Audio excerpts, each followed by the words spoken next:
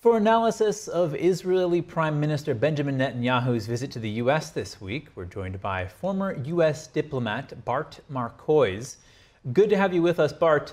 What's your synopsis of Netanyahu's visit so far? Hi, Chris.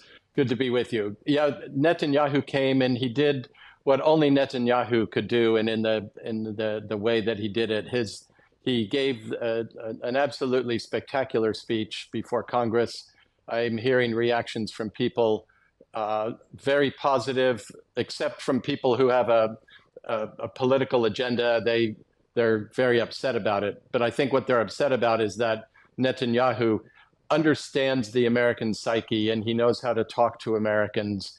And he had the members of Congress cheering for him and supporting him as he said, "This is our fight and this is your fight.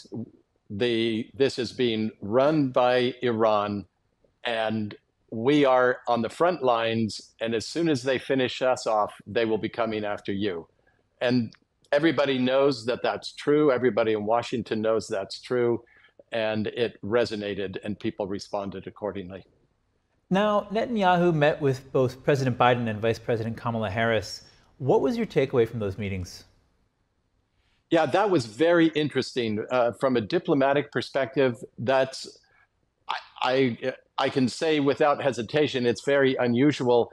I'm hesitating because I'm trying to think whether I can say that it's unprecedented. I can't remember a precedent for that, for a separate meeting with a president and a vice president.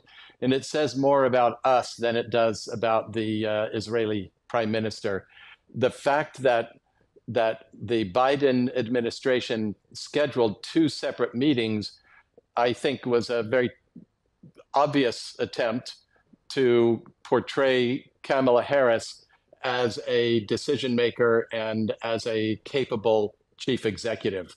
And I understand why they're doing it. And, politically, maybe it will work. They're trying to give her the trappings of the presidency while she's still the vice president, since she's the presumptive nominee. Yeah, that makes sense. Now, former President Donald Trump is set to meet with Netanyahu today. What are you expecting to see there? A love fest. Those two men understand one another and they have worked together for many years.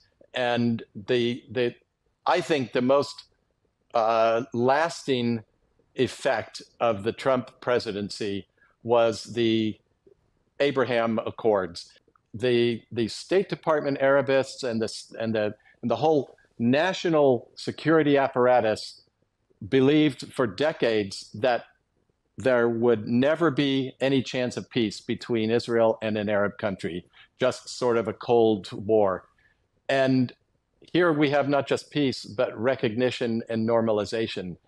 And that was done because of a relationship between President Trump and Prime Minister Netanyahu.